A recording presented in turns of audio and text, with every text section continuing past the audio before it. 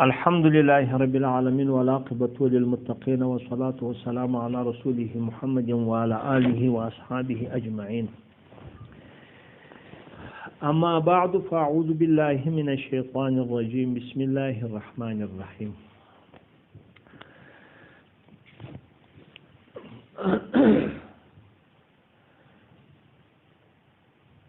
درېمه مرحله د جهاد زموږ د مسلو دویمه وختي ویلې بیا. درېمه مرحله اقسام د دوستۍ د کفارو سره. اقسام د چا؟ د دوستۍ د کفارو سره. هغه خپل په الکتاب توفیق الله تعالی خپل په کور کې پر څلور قسمه دي. یو موالات دی، یو مداهنت دی، یو مدارات دی، یو مواسات دی. ډېر به غوږ ورته نیسئ.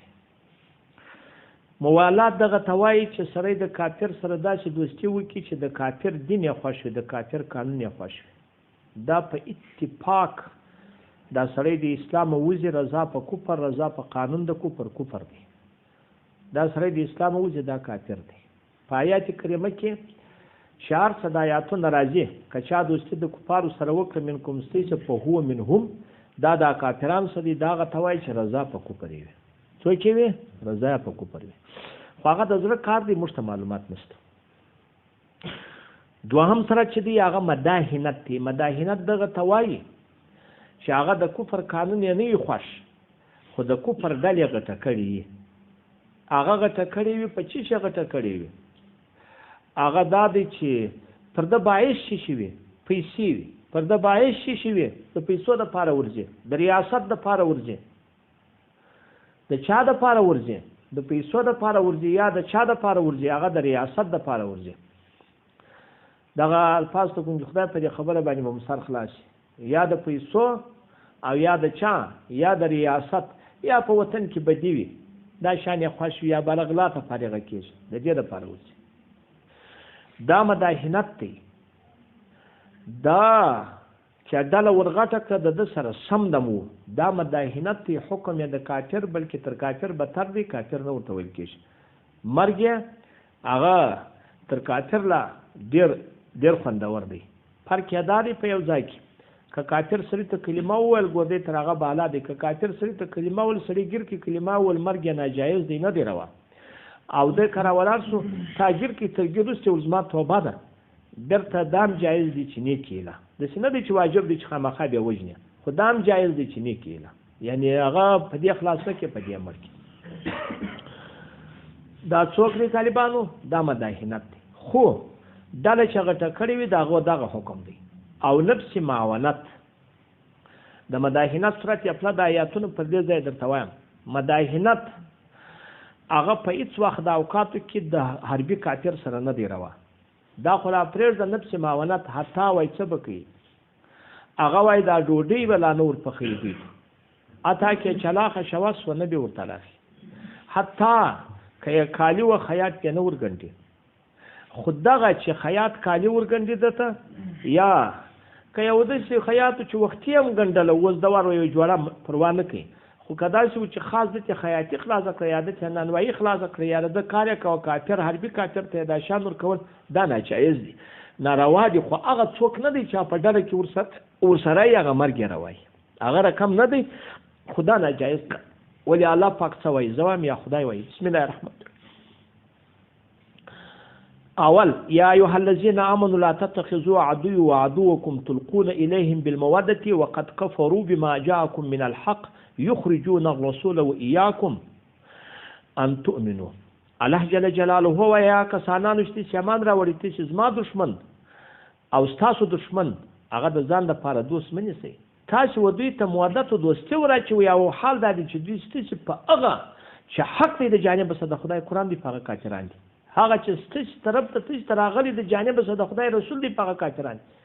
ته څنګه راولاړېږې دا د ځان دوست پلې؟ ته څنګه د ځان دوست پلې؟ څنګه انسان یې عقل دې څنګه دی؟ پام وکړئ.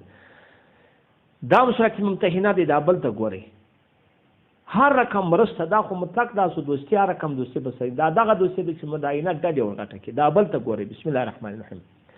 لا ينهاكم الله عن الذين لم يقاتلوكم في الدين ولم يخرجوكم من دياركم أن تبروهم وتقسطوا إليهم إن الله يحب المقسطين. الله پاک ته نه منع کوي دغه کسانانو سره چې سره په دین کې جنگ نه دی کړی، دي کافران او نیت چې د خپل وطن اوسه استلیاس ما پام ورته وکړي، دي کافران هغه لزمه دي. بیا درته وایم د لزمه و دریم صورت عباره پاغه چې بدرته وایي په مدارات په مواسات دلته دا غو سره کته چې دوستی وکړي بیا به درته راشي چې دا غو دوستی کم رقم جایز د لزمه کافر سره او وخت چې عدل د دوی سره وکړي دا د الله دا شکار دی د دې څخه خدای ته نه منع کوي، خدای پاک عادلان خوشوي. لیکن انما ينهاكم الله هدايات ګور انما ينهاكم الله عن الذين قاتلوكم في الدين او اخرجوكم من دياركم وظاهروا على اخراجكم ان تولوهم ومن يتولهم فاولئك هم الظالمون. الله جل جلاله وایي ته چې خدای منع کوي دغه کسانان چې هغه سره په دین کې جنګ کوي، ته مسلمان یې دغه وجه سره ډېر راغلي پر تا ستا پر وطن ستا پر شار ستا پر ځای حمله کړې ده ته او بل ته چې د خپل وطن وځباسي او د هغه رقم هغه کسانان چې ستاسو سره مقابله کوي د هغو دوی مدد کوي. نو الله ته چې منع کوي چې د خلکو سره دوستي مه کوئ، دا ظالمان دي، د دې سره دوستي مه کوئ. ګورې خدای ته شه نو ګور د عربي کافر سره دوستي مه کوئ او د غبل سره څوک دي هر رقم دوستي هر رقم کومک هر شی ناجایز دی، خو هغه چې سم په ډله کې ورسره شامل وي هغه توپک ورسره اخیستی وي او هغه کسانان د دوی سره ملګري وي او د مسلمانانو په جوال کې هغه ډله د دوی ورغټه کړې وي، دغه کسانان چې دي دغه معاونه د کفارو دي، آوینه دا د کفارو معاونین دي. دا هغه کسانان دي چې وروسته به درته راشي دا دومه ډله دغه کسانان دي. فرج مختار 190 مسافه دریم جل کې وګورئ دغه کسانان دي چې دا آوینه د کفارو دي. آوینه د کفارو حکم د کوتا طریقو دی، دا سعات بالفساد سعی بالفساد.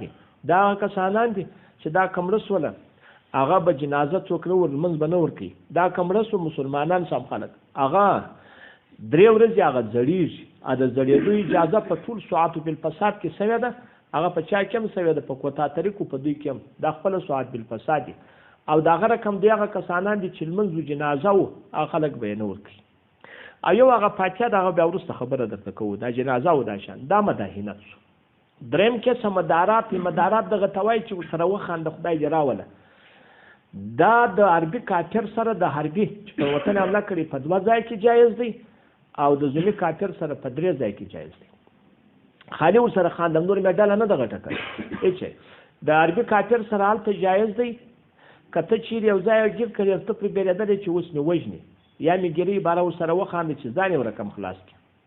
دوهم په هغه ځای کې هغه جایز دی کته وازور سره وخاندم دی بارز ما سره کښینیز ما و خبرو ته غوږ نیسي نو باره به زه دعوت ورته وکړم ګنې خدای ایمان راوړي په دغه 2 صورته کې جایز دی. هغه د خندا ور سره جایز ده، صرف خندا دا لغټول نه په زړه کې خوشول نه. او د ذمي کافر سره 3 ځای جایز دی. د ذمي کافر داسې بسته کله د زموږ خالي ذمه دي کافران دي جنگ کو پر ناجایز دي خو زموږ وطن کې وسیږي هغه مرجمه ور کړل لیکن خو چې تور شي بیا ور سره وخاندې ردی وایي چې کله تور له اوس په وجه ته مې وساته واچي ولا ور سره وخاندې پروا نه کوي. او یا دې لپاره چې خبرې ته مې غوړ نشي دا یادوا او یا ته مېل مسوي یا دې مېل مکه ګور هغه دا د دې مېمانی روا ده. د عربي کافر سره مېمانی نه ستاور سره روا ده نه د مېمانی د سره روا ده. د ذمي کافر سره دا 3 ځای جایز دي. دا مدارات دي.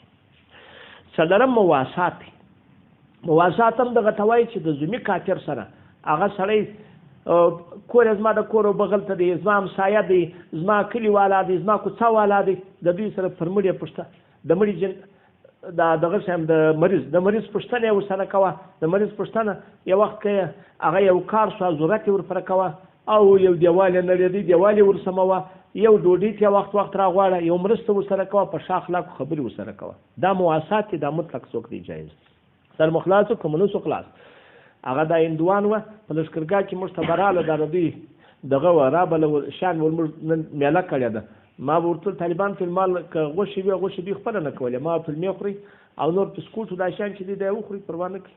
دا خو د دوی یو مدارات کته سره ولا قسم یو وخت یا الیجما دی ډوری ترا ولیم پروا نه کوي.